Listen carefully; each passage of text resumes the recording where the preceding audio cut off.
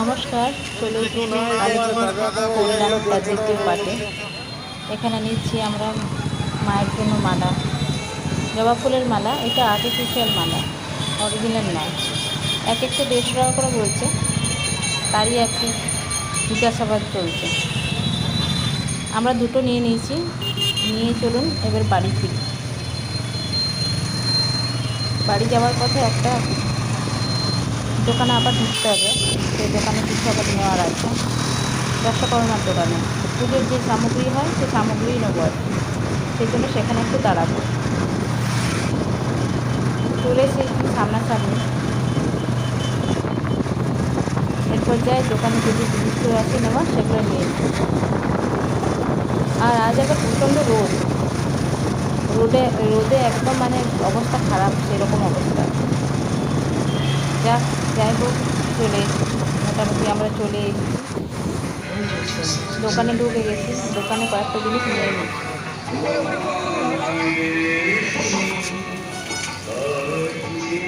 এখানে এত সুন্দর সুন্দর দেখুন জিনিসগুলো।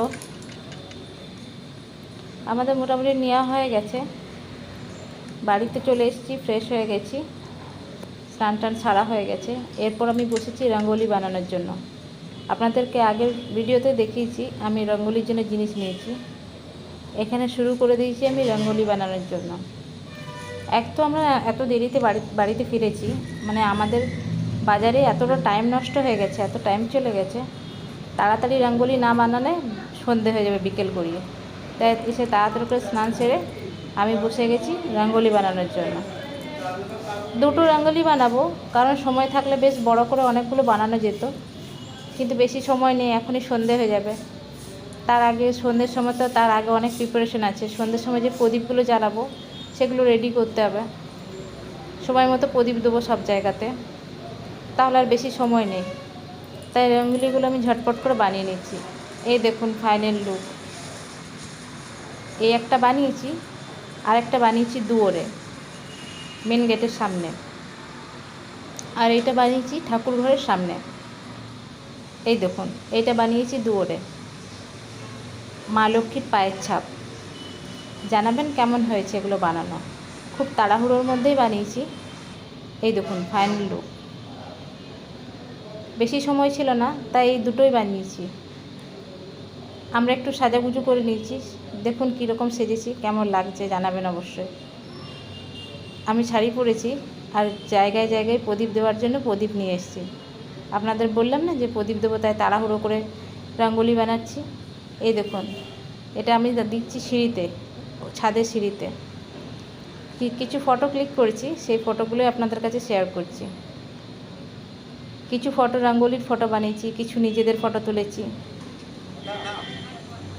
এখানে এসে গেছি আমরা একটু আতশবাজি করতে, বোম ফাটাচ্ছি। বোম, তারাবাতি, ঝিরঝিরি যেগুলো নিয়েছিলাম গত ভিডিওতে আপনাদেরকে, যেগুলো দেখিয়েছিলাম যে আমি রোদে দিয়েছি যাতে সেগুলো ভালো করে জ্বলে। ওই দেখুন অনেক কিছু তারাবাতি, তুবড়ি, অনেক কিছু নিয়েছিলাম, সেগুলোর মধ্যেই আর কি একটা একটা করে জ্বালছি, যেগুলো আমি 2 দিন ধরে রোদে দিয়েছিলাম। এখানে খুব আনন্দ করেছি আমরা। এরপর রেডি হব, একটু যাব মায়ের মন্দিরে, আমাদের পাড়ারই মন্দির, সেখানে যাব মায়ের প্রণাম করতে একটু, আর ওখানে মায়ের প্রসাদ দেওয়া হবে, সেই প্রসাদ খাওয়ার জন্য। তার আগে আমরা সন্ধ্যাবেলায় প্রদীপ জ্বালানোর পর আমি শাড়ি ফাড়ি চেঞ্জ করে চলে এসেছি বোম ফাটানোর জন্য।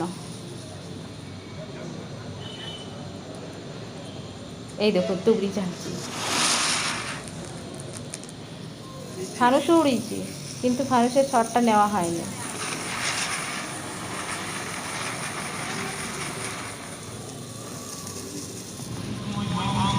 মন্দিরের দিকে যাচ্ছি, মন্দিরে কি সুন্দর লাইট দিয়েছে দেখুন। মন্দিরে যাওয়ার পথে দুপাশে এরকম সুন্দর করে লাইট দিয়েছে, দেখতে কি সুন্দর লাগছে। মন্দিরে যাই, চলুন।